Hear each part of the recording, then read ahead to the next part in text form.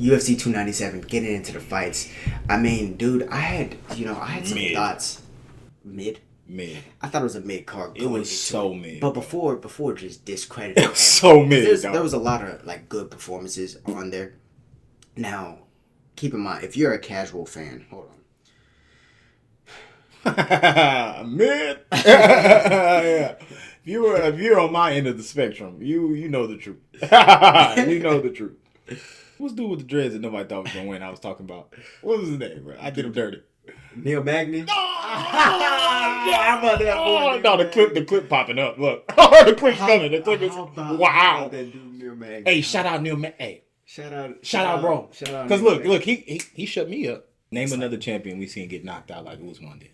Name another one. Name one. Who got slept? A champion. Damn. Are you worried for that Ilia? Damn. Ilia gonna beat the shit out of him.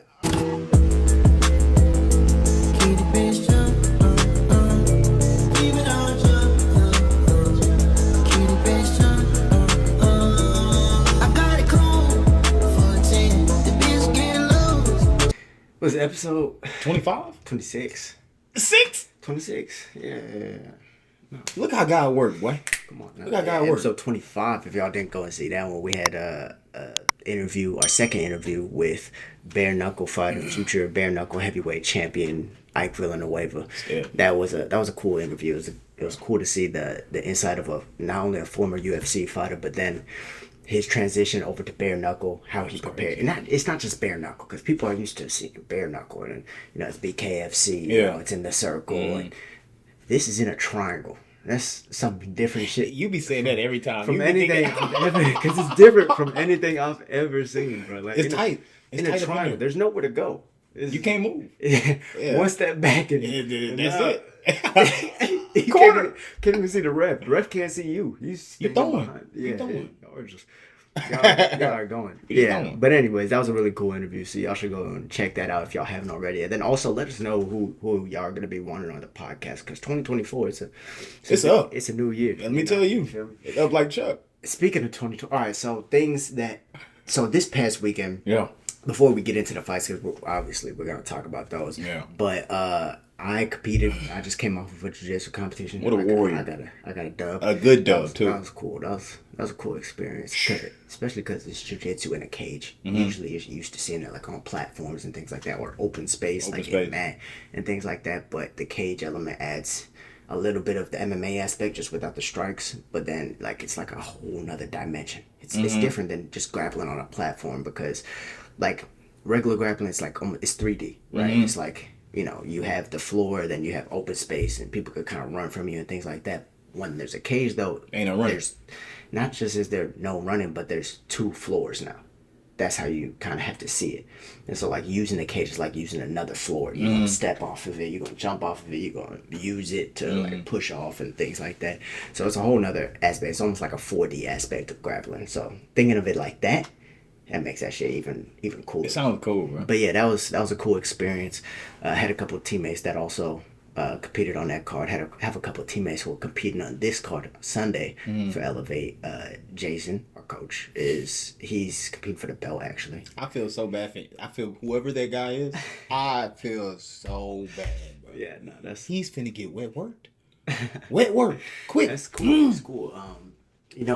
What's interesting is that I feel like people have always been knowing of Jason and his accomplishments, but nobody really talks about it because he's never out there.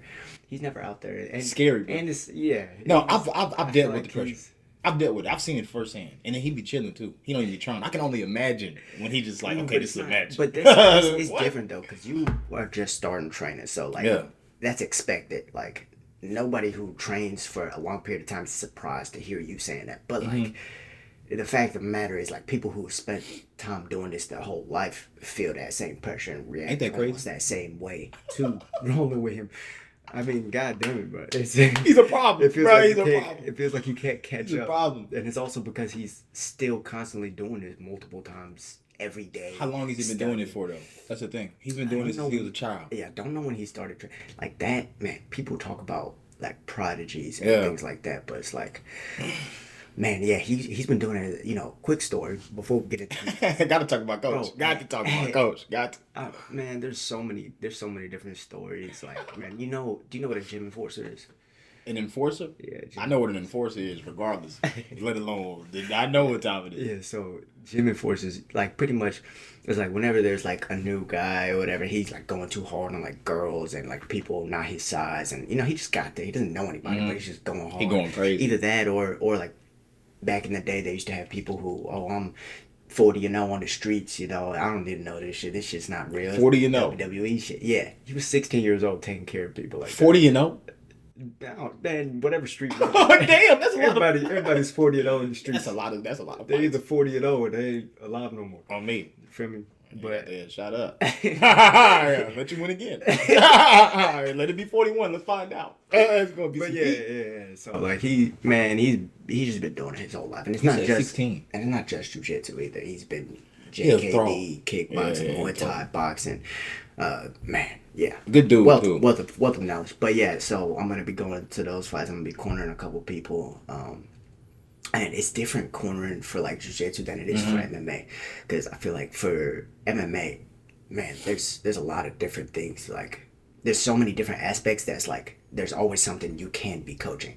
In jiu-jitsu, a lot of times, not only aren't you gonna get as good as your opponent, like say you're worse than your opponent, you're not gonna get as good as them in a training camp. It's just not gonna happen. So really what you're trying to do is build up the speed, the pace, you're working on different positions, you're building up that cardio, and then so that by the time you get in there, you can run your game plan at your pace the way you want to do it, right? But if someone's knowledge is just greater than yours, 9 times out of 10, you're just gonna lose, right?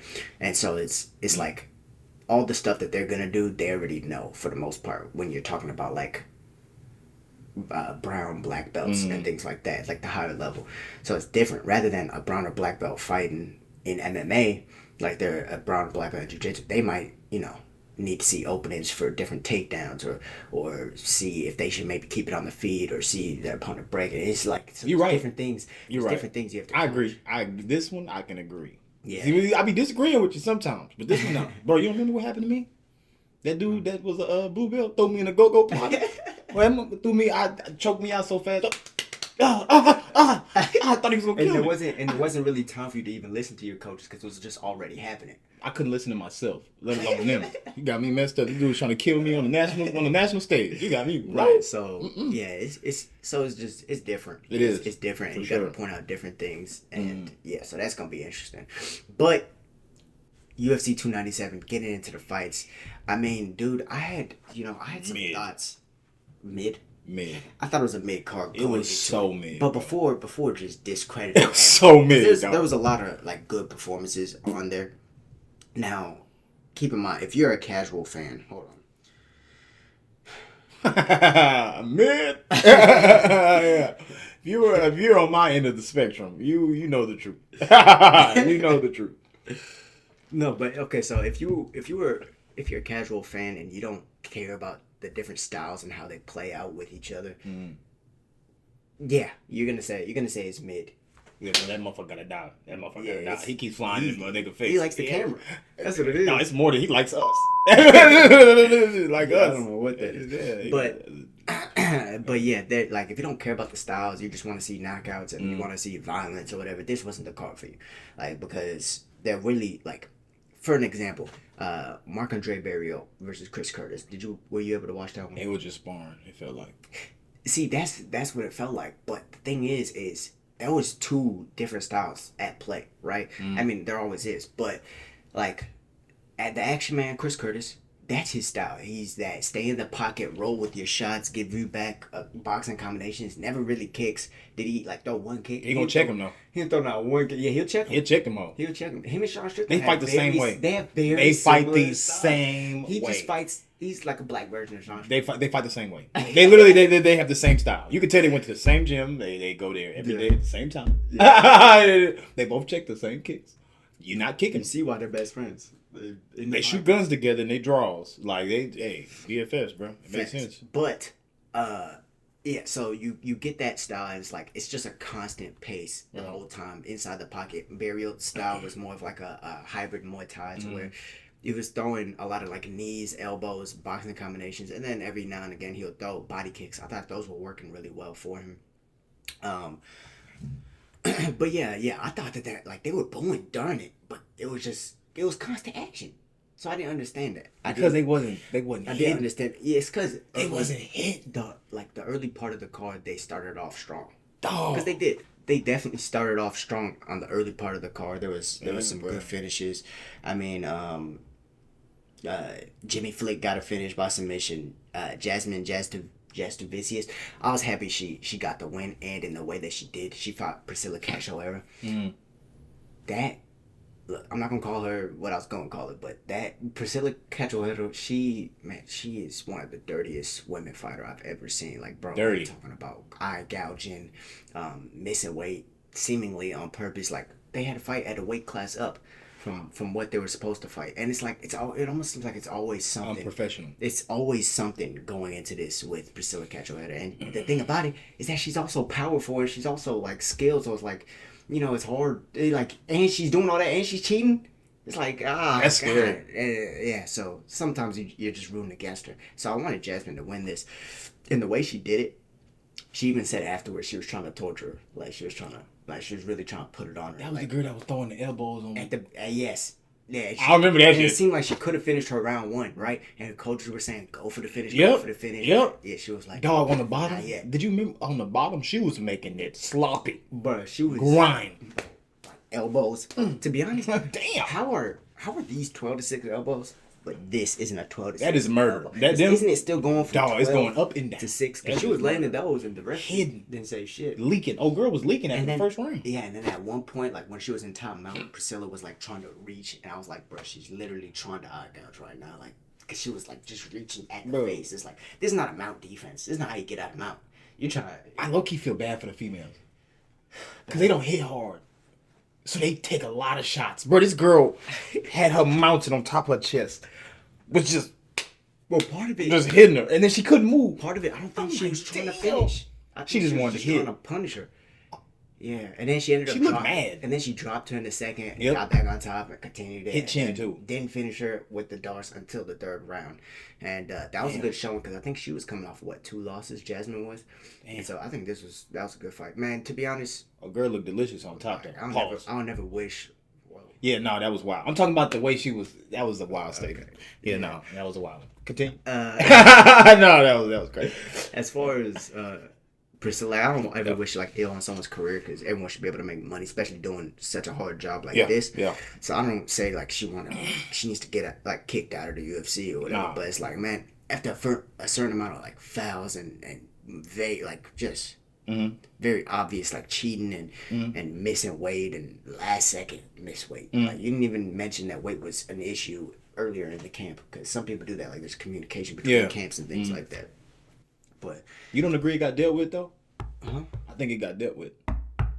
All that cheating and all that bullshit, it got dealt with last night. Yeah, it did. It got dealt with. Yeah, so maybe that was that was the awakening moment. Maybe that was the punishment. The most beautiful thing about the UFC, they don't got to give out mess up slips. Somebody gonna do it for him. What you mean? Yeah, Miss Susie. Unless you're fucking like Yoel Romero and miss weight and go and knock that apart. Yoel's a different story though. Yoel's spine is connected to his brain. Just like it has nothing in between. It's just spine and head. Move. Yeah, it don't move. It's just back. That's it. Just back and head. No neck. None of that. You ain't just beating that. Yeah, no, you got to kill him. You're right. But yeah, she ended up getting a bonus, so that was good. Stiff. Sam Patterson ended up winning by submission. That was a first round submission. That was a good one. Gillian Robertson beat Polyana Viana. Man, Gillian Robertson's jiu-jitsu is good, especially for like a mixed martial artist jiu-jitsu, but just in general. Because she ended up, I think she submitted Rose, right? In a jiu-jitsu competition. Damn. Like they went head to head. Yeah. I mean, Rose has good jiu-jitsu, no doubt. And probably fare better in an MMA scenario just because there's more options. She can mix it. Opportunities. Mix it up. But Gillian's, that just goes to show how good Gillian is on the ground. Like, she might not have the best striking, but she gets you down. It's her. The world's her oyster. And the ladies starting to hit though, bro. Like the ones that's coming up Ain't worried about none of that jiu-jitsu. Like Natalia. They about to hit. They about to hit. So you better get them hands right. Because that jiu-jitsu cool. Yeah, and they have good jiu-jitsu. That's yeah. I mean, you see these waves in the UFC to where it's like, man, it's the wrestlers dominating. Now it's the jiu-jitsu people dominating. Then it's the strikers dominating. Yeah. It's back and forth. Yeah, there's always. It really just depends what division you're on. Mm-hmm. Sean Woodson, Charles Jourdain. That was weird. It was weird how these fights were. They were all weird. I think it was just Canada. Pooh. It took place in Canada. The Canadians were booing the Canadian people, like the Canadian fighters. Reason. What are we doing? No, I've never seen nothing like that before in my life. Whatever reason. You suck. I'm from here. What the? You're fighting. You might just take a look at the crowd. Damn. What I do? You hear Chris Curtis? I'm sorry we didn't die, but next time I'll try harder. The fuck. That's what they want to hear. I don't know what these people. That's what they want to hear. But yeah, Charles Jourdain, Sean Woodson. I thought Sean would win, just because he took I think a year, 2-year break or something like that. But he needed that break, not before this fight. This is actually him being active, but I just think how long he is for the division and the way he like his pressure forward style. It's weird, bro. It's hard to beat, bro. It's hard to beat because he's long. It's dog shit. He's long, he's tall, he has good cardio, good boxing. Tall, boxing nasty. Long guys with good boxing. He be throwing his hands up, act like he about to hit you, then he hit you with a jab. Bow. Yeah. Oh, shit. Oh, damn, nose red. Know where it came from. And Jourdain's good. I was surprised he actually took this fight because his name is bigger than Sean Woodson's. He only lost one fight. Oh, Woodson? Yeah. Yeah. But he hasn't fought the names that Jourdain has. I don't like his pace. For the most part. I don't like his pace. Jourdain? I feel like no, long dude. Why not? I don't like his pace. I feel like what's the weight again? What was that weight? 145. Damn, his big ass was in 45? Yeah. He damn near dying. No, I ain't gonna lie. He may do good then. 45 is different. Yeah, I know. It's hard to put pressure on him. I mean, he didn't. That little. And that's the part of the reason why the crowd is getting restless, because there wasn't any like big explosions for a finish or whatever. It was just constant pace the whole time. He ain't gonna stay at 45. Hell no. That's a big ass dude at 45, bro. Yeah. That ain't no way. Once, maybe twice a year. Makes sense. Motherfucker ain't gonna Garrett Armfield beat Brad Katana. Yeah. Yeah. What's dude with the dreads that nobody thought was gonna win? I was talking about. What was his name, bro? I did him dirty. Neil Magny. No, the clip popping up. Look, the clip's coming. The clip is wow. Hey, shout out Neil Magny. Hey, shout out, bro. Because look, he shut me up. He damn sure shut me up. It's because give a damn what you talking about. Neil Magny be getting destroyed. Neil Magny. I've seen him get dropped a couple times. It's gonna be an interesting one. He's been in this position for a while. He's a tough one to get by. If you beat Neil Magny, you're gonna get a shot at the top 15. That's pretty much how it works. You watched this fight with who? Ian Gary? Who else have you watched him fight? I mean, maybe you watched this fight with Shavkat too. So it's like you have been seeing him fight these younger guys and then losing. I mean, and it's only a 2-man sport, right? You're either gonna be a winner or you're a loser. Nothing in between. There's no in between. Nothing in between. Maybe a draw every now and again, but he got a draw too. But the beautiful part about it was, I'm gonna tell you why it was so amazing to see. He was losing. No. The fact that they was hyping this dude up like he was Captain America. That shit was pissing me off. No, but I don't think it was wrong. I don't see the thing with Mike Malott. That shit was annoying as hell, though. I don't think that the hype was overdue, or I don't think that it was wrong for them to be hyping him, because to be honest, he had hype before his last fight. I was doubting him. I thought the dude, who was the guy? Fugit. I think it was it Adam Fugit? They was making fun of his name. I remember. Yeah, I think. Yeah, I chose him to beat Mike Malott. Mike Malott went out there and destroyed him. And he has all these first round finishes. Like, bro, when you're getting finishes after finishes, look at Shavkat. They're gonna hype you up. Look at what Hamza was doing. They're gonna hype you up. So I don't think it was wrong. I just think he ran into the Grim Reaper of that division, like the gatekeeper. Like, it's either you did call it. It's either you're gonna get into the top 15 or you're not. You called it, bro. Shit. You called it. It's you like called it. You have to be right up there with. And I think it was good. Like if he won that fight, he was gonna be fighting somebody cold. No. Come on, like, he'd get his ass. Right? Shit. And the thing about Neil Magny, and I thought that the reason this was was such a good test for him, and I thought it was good matchmaking to see what he's about, because Mike Malott, he has a bunch of first round finishes. He's a wrestler. A very tough matchup for a guy like that is a guy who has good jiu-jitsu in Neil Magny, and then who also has an insane gas tank. He has a phenomenal gas tank. Yeah, that's not even a question. It's not a question. Yeah, it's not a, I wonder how that is. Like, people might end up being better than him, but he never really gets tired. It means he's fought a lot, bro. Yeah, bro. Insane. If he doesn't get tired, insane experience. He's fought insane a lot. Experience. Most wins in the UFC, I think, or he's fought a lot, bro. I'm telling you. Yeah, Neil Magny comeback. That's comeback of the year so far. You have to keep your emotions composed. I mean, that was the first card, but we gotta keep remembering that for comeback of the year, because that was the nuts. First 2 rounds. It wasn't very impressive for Mike Malott, other than the fact that he was winning the rounds, right? But the first round was mid. Yeah, the fight was kind of mid until Neil just got on his ass. Neil was mad. He was turning over, just boom, boom, boom. I was like, boom, damn, where did this Neil come from? Boom, boom. Damn, stop it. Damn. Bro, people wasn't expecting that shit, bro. People was not expecting that. Gonna keep moving, but Neil's mount control is also really good, so it's like, damn. Like the waxing and tagging. Movsar Evloev, he beat Arnold Allen. Yeah, it wasn't the funnest fight. Man, to be honest, I think Arnold Allen no, fuck that. You're talking about his stock. His stock is dropping. Going this way. No. I know, I ain't gonna hold you, dog. I think they like, that ref kind of fucked him over on that, bro. Cause, like, man, look, I don't care what anybody says. This is not a defense. Fuck the rules. Fuck the rules. That's not a defense.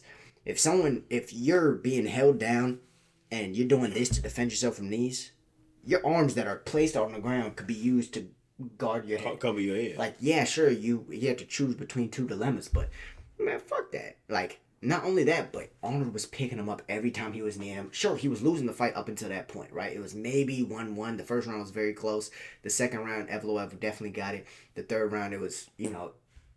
To be honest, I thought Arnold was winning, especially when he was kneeing the head or whatever, and then the ref separates it. Like, man, I understand it's close to call, but after looking at the replay, you might as well just start him in that same position. Start him in the same position. It's not even just the fact that the hand has to be down and that's illegal. There has to be weight on the hand. If you're lifting the weight up, and even if the fingers are still touching or dragging, there's no weight on that hand. Therefore, it should be a legal shot. Yeah. So I thought he kind of got screwed by that. It stopped the whole flow of the fight, gave him a whole bunch of time to recover. And after that, you notice what he did? He just started to wrestle. Even if he didn't get the takedown, he had the energy to now wrestle. So I feel like he got hold and fucked up the whole momentum of the fight. Was I going for him? Yes. But I have nothing against Evloev. I actually like Evloev. Yeah. Because he has a good style, and yeah, he doesn't get finishes, but I think he has a fun style, in my opinion. His wrestling was on point. You can't say it wasn't. He was ragged on him, like, as far as like wrestling was considered. He was ragged on him. He maybe couldn't keep him down. Like, he could get him down though. But he could get him down. Damn sure. Exactly. And it's like, what is he gonna do to maybe like a Yair Rodriguez if he gets him down, right? That's dangerous. So I feel like he's in the top 5 now. I feel like he's one fight away. He's probably 1 fight away from a title. Especially because everyone's avoiding him. All these Russians that people are avoiding, you're only pushing them closer to the title. They're going to be fighting when they 3. Because little gloves on. Yeah, no. Because, I mean, if you think about it, look at it. Hamza avoided. They pushed him to the top. Shavkat avoided. Nah, he actually kind of got a slow. He was hidden. He actually kind of got a more of a slow. Yeah, they let him fight.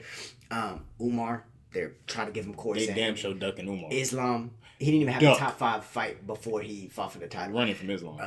Habib, he was about to get fast tracked, but then he kept getting injured, so that was a little bit of a different story. But yeah, that's the whole thing. If you're avoided, well, shit, he must be that good. Let's give him the title shot. It's trendy though. That Russian is a trend. It's gonna be another. The thing about Evloev, he's not just a wrestler. He has good striking. He can hit. I didn't think his striking was as good as Arnold Allen's, but he impressed me a little bit.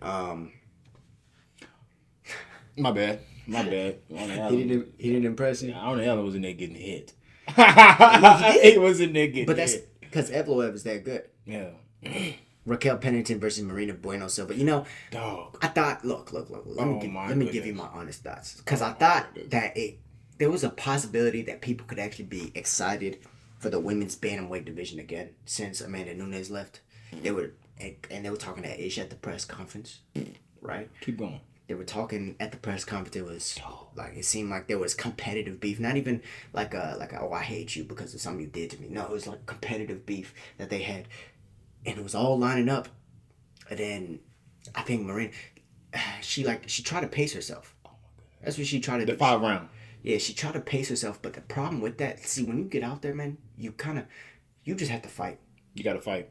You have to fight, and it's like, you have to use that energy. Otherwise, it's going to be used in other places like anxiety and things like that, right? If you're trying to pace yourself and you're not used to a 5-round fight, and you're one of those people where the more tired you get, your output starts to fall or whatever, because it's more of a mind game than it is anything else. Physical. So I feel like she almost kind of played that mind game on herself, rather than if she would just fought like Alexandra Pantoja and just went for the kill the whole time. She would have won it. Bro, she got on the back in the first round, the second round, maybe even the third round too. You don't think she relied on the jiu-jitsu too much? I think she could have wrestled a little bit more rather than like trying to do these jiu-jitsu-esque takedowns, like trying to get to the back while she's standing. She could have wrestled. It put her in bad positions, bro. It could, yeah. It put her in bad positions. But I think, I think Rocky did a good job. Raquel Pennington, she did a good job. It was just very anticlimactic because it went from okay, kind of like like it started off a little bit boring, but then Bueno Silva ended up getting to the back, and there's intrigue, and then Raquel's coming back, and there's intrigue, and she's landing her hands now, and she's boxing her ass off. This is what Raquel Pennington's good at, and we haven't seen her be that good at it in a while. She was hitting that time. I ain't gonna lie, she was hitting. Yeah. But then it was just very anticlimactic. I mean, she got the belt, she won. What's next? Juliana Pena, I guess. Who? I think Juliana Pena beats both. Dub her ass. Both of them. You gonna dub the shit out them set. Oh man, excuse my French. No, girl's not that bad. Who? Pennington? Yeah, she's amazing. Excuse me, I hate these names. Oh my goodness. She's actually pretty good. She got them things. But old girl that doing all that jiu-jitsu, she better. Yeah, that was like more of a Muay Thai jiu-jitsu on her style was more like Muay Thai jiu-jitsu, which they do suffer in the boxing range. And then Pennington is kind of like boxer, brawler. She punched with a big back, dog. Yeah. She punched with a big back. It's fights like a man. It's a lot of trucking behind old girl, dog. Yeah. Hey, you better watch back. But yeah, that's a cool story because she's been trying to go at it for a long time, trying to get that belt. So. Glad she got the belt too. Family happy, all that. Happy for her, bro. Now, is either of them big enough to bring Amanda back? No. Shit, no. Amanda just... Hell no. Stay in retirement. Zeus. Have to bring Amanda back. I get a lot more entertainment, like just watching Amanda take pictures of her belts on Instagram. That's it. With her kids. Bro, she used to beat the dog shit out of people, dog. Amanda Nunes was... I want to see her fight a dude. I want to see her fight a dude. You gotta appreciate the GOATs while they're here. While they're here. Yeah. Because Usman down there gone too, just letting you know. Don't just watch Usman lose...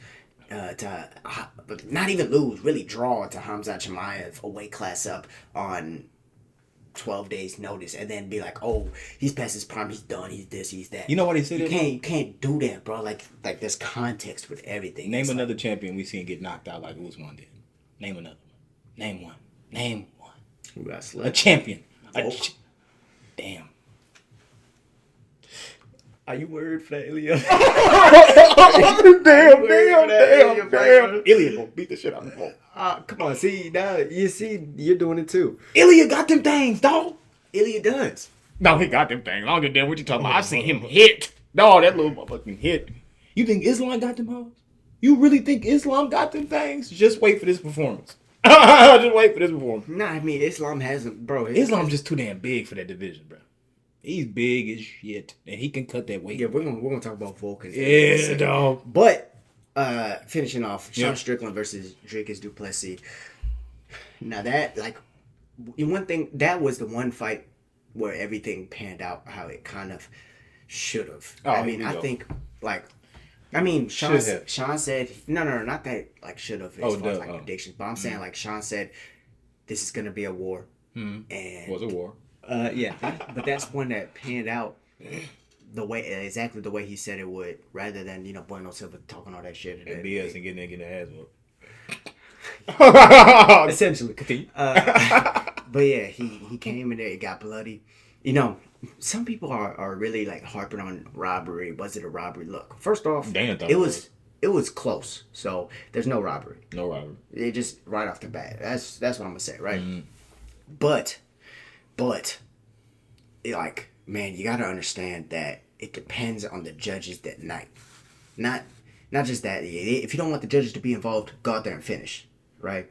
Sean can't be mad at it because he has that kind of style to where he's okay going 5 rounds. He does it every fight. Like, I hope we didn't forget about that. Like, he doesn't really ever go for the finish unless he clearly has the person hurt and rocked, right? Otherwise, he's staying behind the jab, he's staying behind the teep, he's using the check hook and cross, and he's peppering you up. So it depends on the judges that night. He had the same think about his last few losses: split decision to Jared Cannonier, split decision now to Dricus Du Plessis. Well, then who was his loss before that? Pereira. That wasn't a decision. Left hand from Jesus. How about Pereira being in his corner? What's up with that? You saw that? He knocked him out, wanted to be his friend after. Stop playing with me. I mean, I knew that they worked together a little bit. Shit. But the fact that he's in his corner, he didn't even speak English. This left hand make you want to be best of buds after. This don't even work. But yeah, so there's a lot of people like talking about, oh, is it a robbery and things like that. No, it's not a robbery. I think that when you look at it, like, depending on the judges, right? There's output. And I feel like it's almost like the same thing with the Lomachenko-Haney. There's output, and then there's damage, and there's significant strikes. So Sean Strickland, most of the time, he's going to have the higher output. He's going to land more of the shots. But how damaging were they really? Go ahead. I was just going back when you said Pereira was in his corner. He doesn't speak English. Yeah, I don't get what are we doing? Is he showing you from the corner? Is he showing you that left hand? I didn't know. No, not like this. Like this? Yeah, I don't know. He don't speak English. I don't know. That'd be cool though to see like Pereira wrap the belt around him or some shit. That'd be weird. That'd be live. Cool. No, because he gonna beat him up. He gonna come beat his ass. No, but that's besides the point. No, I ain't gonna lie. Sean won. You think Sean won? I think he won. I think Sean won, bro. I ain't gonna lie. Why do you think he won? Well, we're accustomed to seeing Du Plessis do the things that he's normally doing in fights. He was not able to do against you. But he was not able. All that grappling went out the window. We was talking about that all week. He's just gonna take Sean down, and did it work? Yes. I'm gonna tell you what. He had to take his jacket off for this. He had to take his jacket off for this time. No, look. Let me tell you why. Because you think Sean won what? Because of the output? Just because he was landing more strikes, right? Because he landed more strikes like almost every round except for like one, right? It was like the 4th round that he did, right? So I thought that first of all, Dricus definitely won the 2nd and 4th, and then I thought he also won the 3rd. The 3rd one was the kind of controversial one. I think all judges had him, Sean winning the 1st and the 5th, right? But the 3rd one was the one that was, it could have went either way. You're seeing like that eye, right? That happened in the 1st round. It happened from the jabs, and it happened in the 1st round. You don't continue that damage, because if you look at damage, you say, okay, maybe Dricus looked worse. Right, but you don't continue that damage. It's not like a continuous damage every single round. That'd be like a one championship type scoring as a whole fight. You got to see what new damage he's accumulating in that round, right? Like 2nd, 3rd, 4th round, you're seeing Dricus land the harder shots. Yes, there's peppering shots in between, no doubt. And yes, Sean is blocking a lot of the strikes, but then there's also strikes landing clean. Like the left hook, he was finding the mark for that. A couple of those head kicks, even when they're partially blocked. Overhand right, too. Yeah, the overhand right. That was in the 3rd or 4th that he was landing that. And what cut him out there. Yeah. Sean said it was a headbutt. I didn't see a headbutt. I ain't see no headbutt. Yeah, I'm not sure. I ain't see no headbutt. Maybe we got to go back and look at it. Yeah. But, Anyways, but yeah, the overhand right started landing after the left hook stopped working. Yep. Right? The high kick, he landed a couple of them like early. Pretty clean. Early. And the thing is, what a lot of people don't understand, even if you block it, it counts. It still hit. It counts as points because not only will it damage your arm, and you'll, like, if you have a blocked kick, you'll feel that, right? Yeah. And you'll be like, okay, maybe that does mean something, right? But also, you could knock yourself out with your arm. You get rocked. You get rocked. It'll go right. Yeah, you get rocked. Yeah. You'll get rocked. Man, did it to me. There's a lot of different. He did. That guy. Stop. That guy right here. Yeah, there's a lot of different reasons why it does score so high, and even in Muay Thai rules said they score very high. But you have all that, and then the reason why I said the grappling does work is because Sean's stance made it too easy for him to get taken down. That's what they were saying. And that happened. He didn't have to take him down, control him, do damage. Maybe, but since the strike totals were so close and it was like damage versus output, the grappling outweighed it. The grappling, like you're seeing that's continuous offense, because at that point that he gets taken down, he's no longer attacking, and it's the attacking that gives you more, points and things like that. So the striking's close, you get taken down towards the end of the round. I think Dricus could have controlled him a little bit better and could have done different things like that, but what happens in a fight happens in a fight. Yeah. I think that takedowns were too easy. This is part of the reason why I thought Dricus would win, even maybe on the decision scorecard, because the takedowns were just there. It was too easy to pass up. He'll just grab his leg. He'll just grab your leg, especially because Sean's checking everything. Everything. Or he's standing so tall, you double leg him. So it's like, He was a better mixed martial artist that night. That's all it was. And I think that's why he rightfully won the damage. He landed the harder shots, more damaging shots, and Sean was never going for the finish, bro. You think Izzy's excited? Yeah, Izzy said that's like it's unsettled business. He gonna knock out G.I. Joe. I think he'll beat Dricus. He gonna knock him out cold. You think so? No, I think I know so. I know for a fact. Yeah, I think Sean is probably a harder matchup. It is. Izzy, it just is because it's the constant his style, good defense, and things like that. Yes. I think Izzy could get him in a rematch, but I think against Dricus leaves more openings. Izzy has a longer reach, and that could be playing a factor. Not only that, but Izzy's highly aware of him setting up his hands with his kicks, him setting up his kicks with his hands. Now that lead leg is quick. No, but bro, Izzy is all about his legs, bro. Sean took it away. Once Sean took the legs away, dog, what do we? He forced Izzy to be in a boxing match, and he don't throw like that. He doesn't. He don't throw like that, bro. But he's been training. I know Atlas has been giving him some tips on boxing and shit like that. He's been training with some boxing coaches. He went down to Mexico to practice. He went to Mexico. You better watch out. Yeah, so he might be a little bit more ruthless with the hands nowadays. They don't play games in Mexico. Don't play games. I kind of don't want it to happen in South Africa though. Like first UFC Africa should be South Africa. Why are they going to South Africa? Did you see the watch party in South Africa? Yeah. Did you see Did you see him kiss his corner? What the? Whoa! I knew I was tripping. I was like, maybe it's late. Maybe I'm just. It's just what they do back there, down there. Down where? In South Africa. They kissing dudes in South Africa it's culture. What kind of culture is that? That goddamn culture is living. There's people in America who do that shit. Devil is a lie. I ain't got no partners that be kissing their daddy on the mouth. You never saw those kids who would kiss their dad on the mouth or their mom on the mouth? It's funny because as he was after he won, he kissed his dad, and then he kissed his coach, he kissed his dad, he kissed his mom, and then everyone thought that he kissed his sister after. Oh, he's freaky. That's freaky. That was actually his girlfriend. Did you hear what you just said? Or his wife. Did you hear what you just said though? Did you hear what you just said though? You don't see them kids that be kissing their parents. That is a grown ass man kissing his daddy. Bro, it's just another way of showing love. You can hug him to show him how you love him. I can hug you, tell you I love you. And that's how you were raised, and there's nothing wrong with that. No, but there's everything wrong with kissing your dad in the mouth and you 40 years old. Whoa, man. You pay a mortgage and you kissing your daddy in the mouth. I guess people have mixed opinions about that. But did you see the watch party for South Africa? No, what happened? First off, everyone, like, it was a big watch party. They were cheering loud. Dricus looks like a star over there. Sean looks like a star in Canada. Like, if you watched his Sean Betted or whatever, that was on his channel. I saw it. Bro, it was pretty cool. He went. They went crazy. They went crazy. Like, they probably thought he was Canadian too.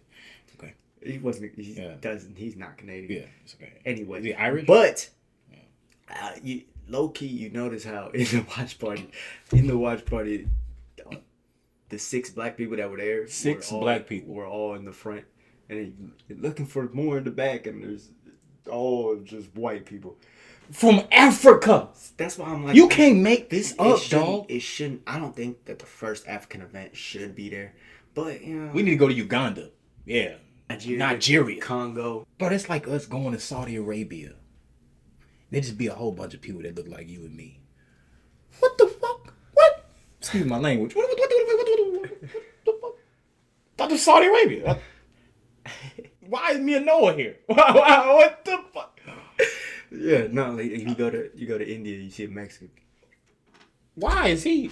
I mean, obviously there's a history. No, a whole bunch of them though, not just one. So I think, and Izzy would obviously be the villain there. I like Izzy as a villain though. He's the villain. And he's from Africa. I feel like Izzy as a villain that's a cool arc. Dricus doesn't mind being. When the last time he's been a villain? Think about it. Let's think. Because he dubbed somebody last time he was a villain. Maybe Sean Pereira. Strickland. Not Sean Strickland. No, the Pereira fight. That was the second one? Yeah. He was damn sure a villain. Everybody hated his ass. Everybody hated him. For what reason? Huh? Because he talked that shit and he was good. Bro, when you listen, bro, this is in life, bro. This is in life. When you a confident man, bro, and you know who you are. People don't like that. Everybody will try to tear you down. Yeah, everybody, even people that's close to you, dog. Because it's like it's too much for them. Yeah. So they want to bring you to their level. But guess what he did? Hell no, I'm gonna bring y'all right back to mine. What? You last best. Last the best. We ain't never fight again. Not no more. He'll never see their left hand again. No, they about to be best friends. What? They gonna write a book together. What the fuck? They gonna write a book together. Yeah. The tale of two friends. The tale of Izzy Pereira. No, I'm trying to tell you. Yeah, bro, he came from the depths of hell to find Izzy. Pereira wasted his color. Izzy just watching it laughing. I ain't fighting this. I'm not fighting, bro. I'm not fighting him, dog. He about to go to heavyweight. He's willing. Run through shit. He's willing, but he ain't gonna fight him. He will fight Izzy again. If Dana gave him a contract, he'll sign it with his left hand. Oh, shit. Dana actually, he was talking, like, moving on into the post interview now. Dana was talking about that Conor McGregor, it's not actually set. His fat ass fighting at 185. No, that shit was fat as hell. That was the fattest statement I've ever heard. I didn't even know, dog, we'd be fighting at 230 pounds. No, that shit was crazy, though. Yeah, but apparently it's not actually true. It's not happening? Apparently it's not actually true. Now, he didn't rule out the fact that he could fight that date, but he said, no, it's not set. Conor is still doing steroids. That's why it's not happening. They have to make sure Conor does not have any illicit drugs in his body before they put him on the stage. Michael Chandler, too. Michael Chandler just may be on steroids, too. He just may be. His bones might not be growing, but... Bro, have you seen Conor's head, bro? It's bigger. How does a head get bigger? I've never seen nobody's head grow unless they was going for hormones. HGH. But yeah, that shit's crazy. So that's not happening. Jon Jones? What's up with you and Jon Jones? That's not happening. What's up with you? Jon Jones, he's injured. Why is he not your favorite fighter? I want to know. He's one of my most inspirational fighters. Like, why is he not your favorite fighter? Why is he not my favorite fighter? He's the original. Really, part of the reason I started, not disliking him, but I couldn't really root for him was because of his whole thing with Izzy. Him hating Izzy for whatever reason. Why do you think he hated Izzy? Because he will beat the shit out of Israel Adesanya.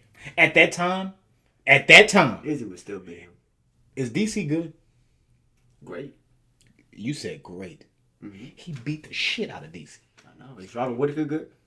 He beat the shit out of DC. Is Robert Whittaker good? Robert Whittaker just got knocked out. Robert Whittaker just got knocked out. DC got knocked out. Listen. No. He beat this. No, at that time, bro. Prime Jon Jones. What do you know about that time? Prime Jon Jones. Dog, I seen him beat up Rampage Jack. Dog, did you not see that video of Rampage Jackson tearing the door down? Yeah. You remember that shit? Yeah. I was scared of him. I was scared of him since that day. It's a paper door. Was it? It was like cardboard, yeah. He tore that bitch like it was real. I don't give a damn what you talking about. Bro, when I saw him beat the shit out of Rampage, I knew this is a different human. Because now, he don't give a damn about none of that scary shit. No, you're going to have to see me with these things. And then look, he going to beat you any way you want it. How you want it. Yeah, that was, like, there's no doubt that Jon Jones is one of the greatest of all time. You asked why he wasn't my favorite. Like, there's that. To be honest, his fighting style, I really liked it. I think another reason I saw him live for that Anthony Smith fight. Live? Yeah. Live. Yeah, I got to see him. I went to Vegas. I got to see him. Whoa! It was the same card that Kamaru won the belt. and he beat Tyron Woodley. Now that was the most exciting fight, but Nigel won, so I was happy. Jon Jones had the most. It was just the weirdest, bro. I saw two giants on their knees fight each other. On their knees. You know how you start on your knees in jiu-jitsu sometimes? They did that shit. Like this, John was like grabbing his head. They were both on their knees. He was like punching him. Why were they willing? They were grabbing. I don't know. It was like after the whole knee. I never went back and watched that fight. Yeah. Like for real life, That's why. So the first time you see Jon Jones, it was some And then right after that, he had the Thiago Santos. I thought Thiago Santos won. I really thought he won. I thought he won that fight. Like yeah, he got his knees torn apart, but I thought he won that fight. He still can't fight because of that shit. Dominic Reyes. I thought he won that Dominic fight. Reyes damn near won that fight. I thought he won that fight. But it's Jon Jones. And then Jon, after that, he just doesn't fight anymore. He takes 3 years to move to heavyweight. It's just weird. Like and I feel like he just cares too much about his legacy. Like there's a point where it's like you care about your legacy, but I don't know. It feels like he's a little bit insecure in a way with his legacy. That was a statement. With his legacy, he's insecure. Like he cares about. Always replying to fans on Twitter. He's sensitive, bro. Sensitive, dog. About his legacy, though, Khabib retires, and people are saying, "Oh, go, go, go," and then he's the only one who's like, "He's the only one." Ooh, he ain't no damn goat. You forget what I did? Like, damn, bro. It just. What if he is just a little subconscious, bro? And what if he feel like people don't give him his credit that he deserves? The same people y'all love and way, garnish, bro, nobody's gonna give you your flowers until you're gone. Till you're dead, especially as a man. Yeah, they tolerate you in this day and age. In this MMA community, nobody really gets their flowers until they're out of there. I'm glad Demetrius left the UFC when he did because I feel like he's still relevant. He's still even fighting. He's not officially retired, but people are giving him his flowers. Like you start hearing more and more people say, "Oh, he's the greatest of all time." Just his mindset, the way he was finishing everybody, the shit he was doing. He suplexed someone into a armbar. I got 120 pounds, dog. Suplex someone into a armbar. 120 pounds. He's 125 pounds. Soaking wet. That's not true. You little motherfucker. Yeah, he's flyweight, but it doesn't matter. He's the greatest. Like just skill for skill, pound for pound. Them little motherfuckers gonna be colder than the big ones. Skill wise, yeah. He's gonna be better. They are. Yeah, they're gonna be better. Yeah. And he's nice though. I ain't gonna lie. He's the nice. The fact that he did it in multiple rule sets. I didn't get an opportunity to watch him. I missed him. I missed his whole reign. I missed it. I came right after he left. To be honest, I feel like you could go back and watch it and you'll actually be more appreciative than the people who actually watched it during that time. Because I feel like Dana, for some reason, couldn't... Fucked over him. No, not fucked over him, but like he couldn't find a way of how to like advertise him and promote him correctly. He's 125. All you gotta say is, this man is the greatest of all time. Watch him. I'm tripping because look, bro, Davis and Figueiredo, that little motherfucker hit. Yeah. I'll pay money to watch them two fight. Demetrius will beat Davis. What the fuck? Demetrius will beat Davidson. Demetrius, bro, he has so much knowledge of all these different styles. I think he'll beat Davidson. I think he'll beat Brandon Moreno. Figueiredo put Dukes on you. He put Dukes on you. And Moreno's crazy too, bro. He's very good too. I like Moreno. He beat. But back to Ilia Volk. I think we're gonna be talking about that one the next couple of weeks. I think we could put bread on that. I don't think Volk's coming back too soon. I need to still rewatch their fights and just to see how it's gonna play out really. Because I like to study before I actually give my picks. Yeah. But just off the basis of how they've been fighting, Volk does have trouble closing the distance and continuous pressure on people because he's short, so people could throw knees, they could throw uppercuts and things like that. The head kicks obviously there, right? But him fighting on the outside is actually really good. So I feel like he might even try to fight on the outside because Ilia is so good at boxing and fighting on the inside and grappling and things like that. The problem with that is that Ilia's not gonna stop coming forward. Mink. That's the problem. Mink. So it's like you start taking that backward step. You gotta have Ilia respect you somehow. So Volk can handle people that size. He can. He handles people around his size. He gonna dish it. Yeah, it's not a lot. He gonna dish it. He gonna dish it. But another thing about it is Ilia's just as confident as Volk, maybe even more confident. Than a heartbeat. He already has UFC champion in his bio. Damn. Dog, he got them hoes. Dog, he got them bitches. Dog. He does. When he saw Islam beat his ass, he was probably like, "Yep, yep." He submitted Bryce Mitchell. He knocked out Jai Herbert. Bryce Mitchell, Jai Herbert, cool. He beat Josh Emmett for 5 rounds. He beat the shit out of Josh Emmett. I remember that. He beat the shit out of Josh Emmett. He's beating everyone with what they're good at. Josh Emmett good. Did you not? He struck with Josh Emmett. He didn't even take him down, bro. Josh Emmett just put a motherfucker in the hearse. Josh Emmett just put a motherfucker in the hearse. Yeah, so pretty much. He nice. It's gonna be a crazy fight. Guys, let us know who y'all think is gonna win that. Mm-hmm. Do you have any early predictions for that? Who do you think is gonna win? We need to make a bet for this one. Cause we be going against each other every time. If I lose, I'm gonna wear something on the pod or something. I'm gonna wear something nutty. Get like a Scooby-Doo costume and put it on or something. I'm gonna just finish off with this morning's reading. Please, dog. I need it. I've been going through it, dog. Heavy. I've been going through it, dog. Man. I've been going through it. Man, I need to get you this book, or maybe you need to get this. I need to start reading, bro. It's always good, bro, just to reset your mind. My head, dog. Yeah, reset my your head. mind. I be in my head, bro. Matter of fact, I'm gonna go with not this morning, but yesterday's. It's called Reignite Your Thoughts, right? Your principles can be extinguished unless you snuff out the thoughts that feed them. For it's continually in your power to reignite new ones. It's possible to start living again. See these things anew as you once did. That's how to restart life. By Marcus Aurelius. Have you ever had a bad couple of weeks? Have you been drifting away from the principles and beliefs that hold you dear, or that you hold dear? It's perfectly fine. It happens to all of us. In fact, it probably happened to Marcus. That may be why he scribbled this note to himself. Perhaps he'd been dealing with difficult scenarios or senators, or having difficulties with his troubled son. Perhaps in these scenarios he lost his temper, became depressed, or stopped checking in with himself. Who wouldn't? But the reminder here is that no matter what happens, no matter how disappointing our behavior has been in the past, the principles themselves remain unchanged. We can return and embrace them at any point or at any moment. What happened yesterday, what happened 5 minutes ago is the past. We can reignite and restart whenever we like. Why not do it right now? It's tough. Right? That's tough. Right? Like all that, all that shit, whatever's been going on or whatever, I could just say, okay, it's done right now. I'm back on my old shit. I'm back on my old principles. I'm back on everything I used to do that was working for me. I had a good headspace during it. I liked my morning routine. I liked my habits or whatever.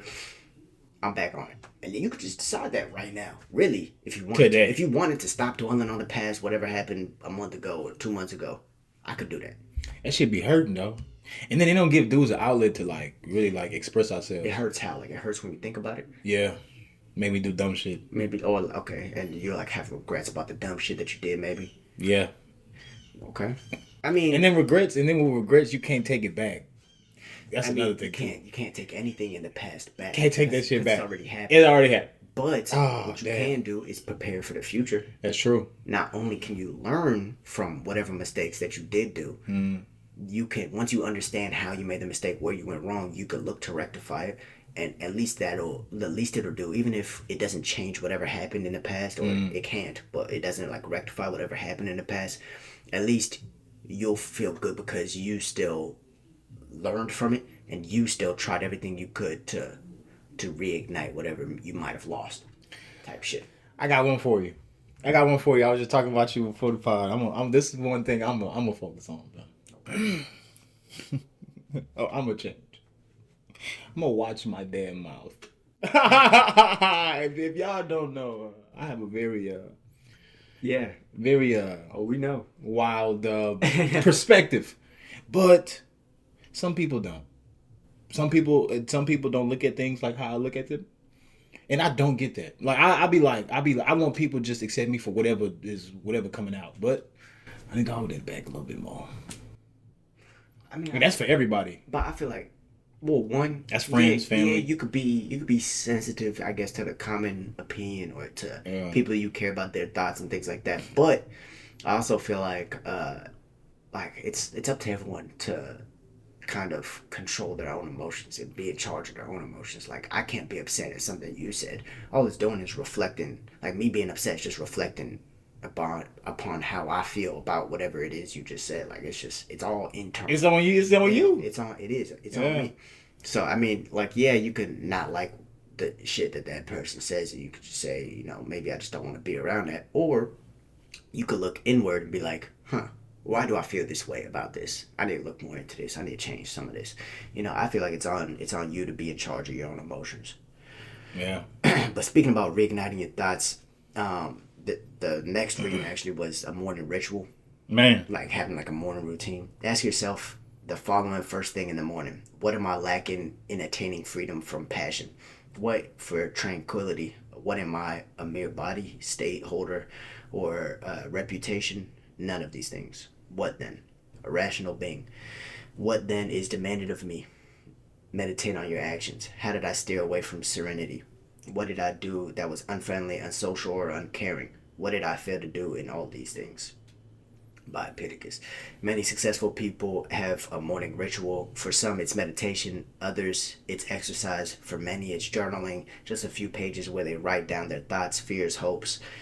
In these cases, the point is not so much the activity itself, it's the ritualized reflection. The idea is to take some time to look inward and examine what we were just talking about. Taking that time is what the Stoics advocated more than almost anything else. We don't know whether Marcus Aurelius wrote his meditations in the morning or at night, but we know he carved out moments of quiet, alone time, and that he wrote for himself, not for anyone else. If you're looking for a place to start in your own ritual, you could do worse than Marcus's example and Epictetus' checklist. Every day, starting today, ask yourself these same 12 tough questions. Let philosophy and hard work guide you to better answers, one morning at a time over the course of a life. Facts. Damn. Facts. I want to write a book. All you gotta do is just meditate on your own actions, bro. And you become a better person every day. You shouldn't have told me that. I should have told you. You shouldn't have told me that. See, you don't want me to reach that high power. You don't want to see that. You don't want to see that. You don't want to see that type Terrence, dog. Hey, brother. You don't want to see that Terrence, dog. I want to see you succeed. Every way You don't want to possible. see that Terrence, dog. Episode, what, 26? 26, bro. The way versus the way. Guys, Man. like, comment, subscribe. Let us know what kind of guests you want to see. Let us know your thoughts on UFC 297. Yeah. And we'll get back to you on the next episode. Yeah. Peace. Man, give me a stripper, bring it on here. No. What is up, Wade MMA family? New episodes of The Will vs. The Way drop weekly. Don't forget to check out our latest episodes and other MMA content on Wade MMA. Thank you guys for watching, and don't forget to subscribe.